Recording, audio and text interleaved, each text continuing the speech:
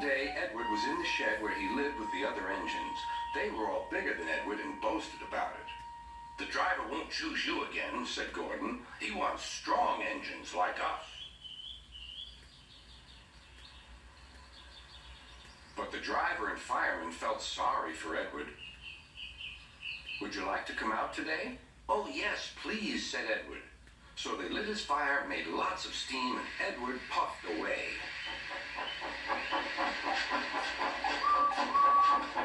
The other engines were very cross at being left behind.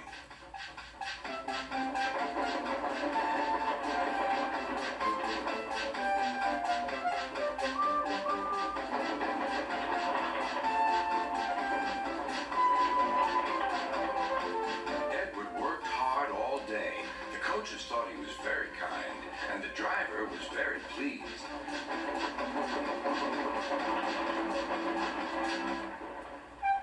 "I'm going out again tomorrow," Edward told the other engines that night. "What do you think of that?"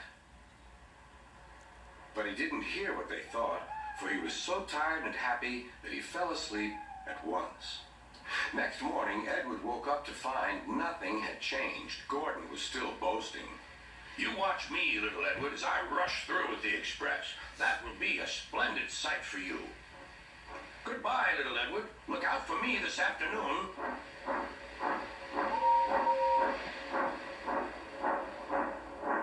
Edward went off to do some shunting. He liked shunting. It was fun playing with freight cars. He would come up quietly and give them a push. Then he would stop, and the silly freight cars would go bump into each other. "Oh!" they cried. "Whatever is happening?"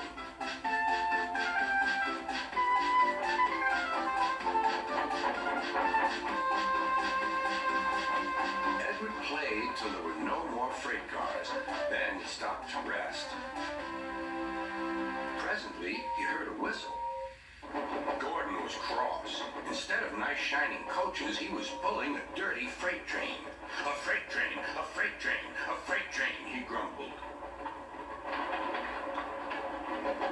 "The shame of it, the shame of it, oh, the shame of it." Edward laughed and went to find some more freight cars. Then there was trouble. "Gordon can't get up the hill," the porter called to Edward's driver. "Will you take Edward and push him, please?" They found Gordon halfway up and very cross. His driver and fireman were talking to him severely. "You're not trying." "I can't do it," said Gordon. "The noisy freight cars hold an engine back so." Edward's driver came up. "We've come to push." "No use at all," said Gordon. "You wait and see," replied Edward's driver.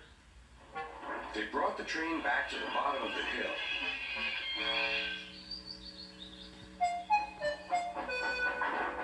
"I'm ready," said Edward. "No good," grumbled Gordon. They pulled and pushed as hard as they could.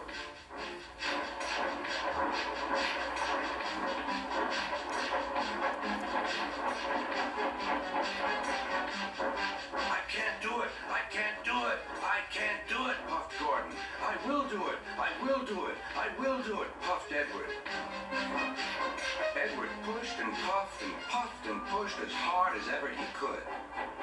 And almost before he realized it, Gordon found himself at the top of the hill. "I've done it, I've done it, I've done it," he said proudly. He forgot all about kind Edward and didn't say thank you. Edward was left out of breath and far behind, but he was happy because he had been so helpful. At the next station, he found that the driver and fireman were very pleased with him. The fireman gave him a nice long drink, and the driver said, "I'll get out my paint tomorrow and give you a beautiful coat of blue with red stripes. Then you'll be the smartest engine in the shed."